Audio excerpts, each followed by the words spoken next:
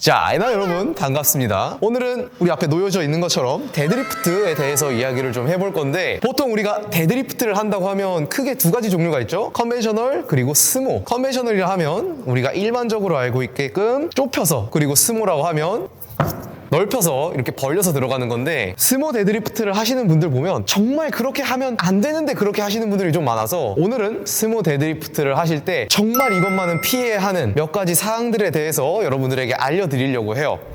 보통 우리가 데드리프트를 배울 때 일반적으로는 컨벤셔널을 먼저 배우죠. 그리고 나서 스모 데드리프트를, 그러니까 내가 리프팅짐에서부터 운동을 시작하는 게 아닌 이상은 거의 웬만큼은 다 컨벤셔널을 먼저 시작을 하실 거예요. 그리고 나서 스모 데드리프트를 배우게 되는데, 여기에서 가장 첫 번째로 일어나는, 정말 스모 데드리프트 해주실 때 피해야 할 가장 첫 번째 사항, 스모 데드리프트를 컨벤셔널처럼 하려고 한다는 거예요. 이게 정말 굉장히 중요한 건데, 옆쪽 각도에서 보시게 되면, 자, 실질적으로 들어가기 전에 스모 데드리프트와 컨벤셔널 데드리프트는 데드리프트라는, 그러니까 땅에서 바벨을 들어 올리는 그 형태 자체는 동일하죠. 그런데 그것만 동일하다고 보시면 돼요. 실질적으로 내가 힘을 쓰는 방향이라든지 자세를 잡는 셋업들이 전부 다 달라지니까 이걸 굉장히 주의하셔야 됩니다. 자, 그래서 가장 첫 번째 이유라고 보면 스모를 컨벤처럼 하려고 하는 건데, 그렇게 나와버리면 일단 발 너비는 어느 정도 넓게 가져가실 거예요. 그리고 옆쪽 허리 각도를, 그러니까 제 상체 정렬을 보게 되면 지금 잡아놨는데 그걸 컨벤셔널 하듯이 아예 허리를 No! God, please, no! No! 들어버리려고 해요. 이게 여러분들 컨벤셔널 할 때 가장 많이 흔하게 하는 실수거든요. 우리가 컨벤셔널 같은 경우는 뭐 발 각도를 약간 밖으로 돌려놓든 안으로 좁혀놓든 그거에 상관없이 어느 정도 눌러주기만 잘하면 충분히 잘 끌고 올 수 있단 말이에요. 그런데 스모 같은 경우는 어느 정도 발 각도를 밖으로 열어놨기 때문에 단순히 눌러내는 힘이 아니라 밖으로 벌려서 찢어내는 힘이 같이 작용을 한단 말이죠. 그런데 너무 내가 상체 각도를 열어서 컨벤셔널 하듯이 그대로 내려가게 되면 밖으로 찢어내는 힘을 제대로 못 써요. 그러니까 두 가지 힘을 동시에 같이 써주게 되는데, 물론 여기서도 내 체형이나 강점에 따라서 조금 더 열어준다거나 조금 더 닫아준다거나 할 수 있겠지만, 지금 그 당장 컨벤셔널을 하듯이 아예 내려가 버리면 이건 컨벤도 아니고 스모도 아니고, 우리가 스모 데드리프트를 하는 이유가 물론 그 중량을 조금 더 효율적으로 드러낸다는 것도 있긴 하지만, 기본적으로 이 움직이는 힘을 쓰는 특성상 허리의 부하가 훨씬 더 적게 걸린단 말인데, 지금 그걸 잡아놓고 이렇게 허리를 신전시켜 버리면 여기에서는 허리가 부하가 갈 수밖에 없단 말이에요. 이것만 고쳐놔주셔도 여러분들 웬만큼 스모에 대한 가장 중요한 첫 번째는 한 절반은 했다고 보시면 될 것 같아요. 그래서 지금 이렇게 잡아놓은 거에 대한 해결 방안은 엉덩이 위치만 들어 올려주시면 돼요. 자, 여기에서 엉덩이 위치만 슬쩍 들어 올려버리고, 그리고 바벨을 잡게 되면 지금 제가 완전히 서 있죠. 그 상태에서 엉덩이 위치만 들어지게 되면 어때요? 제 상체각이 앞으로 나가잖아요. 자, 여기서 바로 이어지는 두 번째, 상체각이 너무 서 있다는 거예요. 물론 제가 방금도 언급을 했다시피 스모 데드리프트, 특히나 데드리프트가 가장 크게 체형에 영향을 받는 건 사실인데, 상체각 서도 돼요. 서도 되는데 여러분들 체형이 모델 체형이면 괜찮아요. 그러니까 우리가 흔하게 이야기하는 몸통 짧고 팔다리 긴, 그러니까 지금 여러분들이 보는 제 체형에서는 제가 몸통이 한 10cm 짧고 여기에서 팔다리가 그만큼 10cm 더 길면 그만큼 상체가 서 있어도 괜찮아요. 그런데 일반적인 경우는 그게 아니죠. 정말로 데드리프트 잘하고 가동 범위도 적으신 분들 보면 그렇게 굉장히 넓게 가져가시면서도 잡아놓고 이러고 끝나시는 분들이 있을 거예요. 그런데 그런 분들의 체형을 보면 결국 전부 다 몸통 짧고 팔다리가 엄청 길단 말이에요. 그런 체형을 가지고 있기 때문에 그런 데드리프트의 형태가 가능한 거라고 보시면 돼요. 그래서 제가 지금 어떤 이야기를 계속 하려고 하느냐면, 옆쪽에서 봤을 때, 그러니까 옆쪽에서 보게 됐을 때 상체각 자체가 엉덩이 위치에 따라서 상체각이 조금 더 앞으로 나가 있어도 전혀 문제가 되지 않아요. 잡아놓고 지금 앞으로 좀 나가 있죠. 이 상태 그대로 눌러내고 벌려주는 힘을 같이 사용만 해버리면 자연스럽게 편하게 데드리프트를 할 수 있단 말이죠. 우리가 파워리프팅을 하는 데 있어서 이렇게 해야 한다, 저렇게 해야 한다라는 정답은 없어요. 사람 100명이 있으면 100명의 자세가 있을 거고, 1000명이 있다면 1000명의 자세가 있겠죠. 어느 정도의 그 퍼블릭한, 좀 제네럴하게 들어갈 수 있는 부분들이 있을 수는 있어도 그게 모든 사람한테 천편일률적으로 다 같이 들어맞지는 않을 거란 말이에요. 그러니까 지금 제가 이야기하는 것들이 완전 나한테 맞을 수도 있고 맞지 않을 수도 있는데, 일반적인 체형을 생각한다면 오히려 상체각을 앞으로 조금 더 내보내주는 게 편하게 데드리프트를 할 수 있을 거라고요. 그리고 눌러내고 내보내는 힘을 골고루 쓸 수 있게끔 자세를 잡아 놓으면 되는 거죠. 이 형태 생각해 주셔야 되고, 자, 여기에서 또 이야기를 나가보자면, 그립 너비가 굉장히 좁게 가져간다는 건데, 물론 이 그립 너비가 좁아지게 되면 어떤 장점이 있겠죠? 가동 범위가 줄어들어요. 자, 그래서 간혹 이렇게 스모 데드리프트 하시는 분들 보면 발도 굉장히 넓게 가져가고 상체각도 서 있고, 스트랩, 특히나 팔자 스트랩을 쓰면서 완전 안쪽 센터 널링에까지 손이 닿을 정도로 가까이 잡으셔서 그대로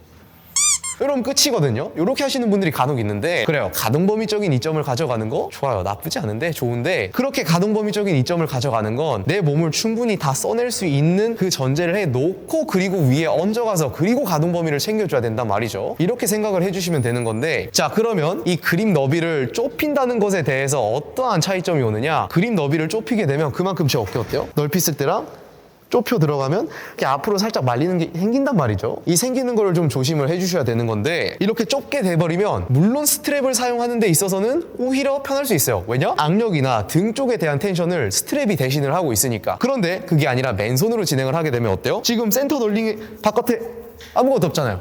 이러면 데드리프트를 하는 데 있어서 내 등의 힘을 제대로 끌고 오지 못한단 말이에요. 단순하게 이 내 널링에 의해서 악력을 그러니까 바벨을 강하게 쥐어 잡는 것 뿐만이 아니라 이 그립 너비에 의해서 내 등의 텐션 자체를 가지고 오는 것까지도 영향을 받을 수 있단 말이에요. 자, 이걸 옆쪽에서 한번 보시게 되면 잡아놨을 때 좁게 잡아버리게 되면 제 어깨 위치 그러니까 상체 정렬을 한번 좀 보시면 좋을 것 같아요. 그대로 좁게 잡아놓게 되면 애초에 자체가 살짝 앞으로 향하잖아요. 근데 이게 어느 정도 조금 널찍하게 그립 너비를 가져가게 되면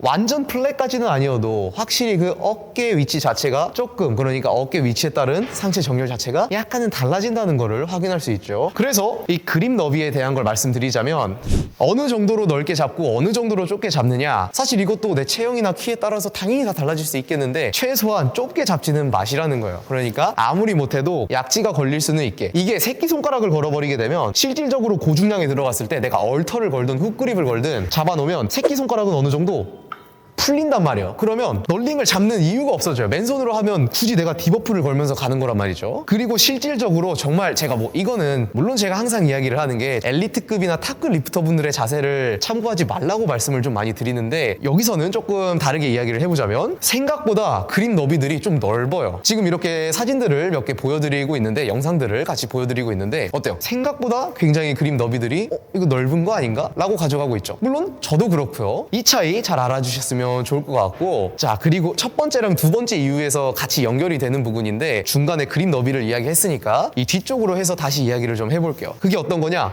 스모데드 벌려야 돼? 그럼 발도 바깥으로 완전 내보내버리는 거예요. 제가 방금 첫 번째 때 어떤 이야기 했었죠? 스모데드를 하면 눌러내는 힘과 벌려내는 힘을 같이 써야 된다고. 근데 그게 너무 벌려지게 되면 한쪽 힘밖에 못 쓴단 말이에요. 이것도 정말 내가 극한값에 가 있는 체형이라든지 극한값에 가 있는 사람이라면 어느 정도 그게 감내를 할 수 있겠지만 일반적으로는 그게 안 되기 때문에 오히려 이렇게 바깥으로 넘어가 버리게 되면 내가 한쪽 힘만을 사용할 수밖에 없게 돼요. 양쪽을 같이 제가 항상 이야기하죠. 전면 후면과 내측 외측을 함께 사용을 해줄 수 있어야 되는데 그러니까 조금 더 쓰고 덜 쓰고 하는 부분이 있을 수는 있어도 아예 안 써버리게 되면 그건 문제가 된다고. 그렇게 가버리게 된다는 거예요. 그럼 발 각도를 어느 정도로 잡아주셔야 되느냐? 발 각도도 완전히 바깥으로 벌리려고 하지 마시고 어느 정도는 안으로 잡아 놓으시는 걸 권장을 해드려요. 이 부분도 개개인에 따라서 충분히 다 달라질 수 있는 부분이니까 제가 어느 정도의 가이드라인을 드릴 수는 있어도 결국 나만의 자세를 찾아가는 건 내 스스로가 돼야 된다는 거예요. 아까도 계속 이야기했었죠. 100명이 있으면 자세가 100개가 있겠고 1000명이 있으면 1000명의 자세가 있겠고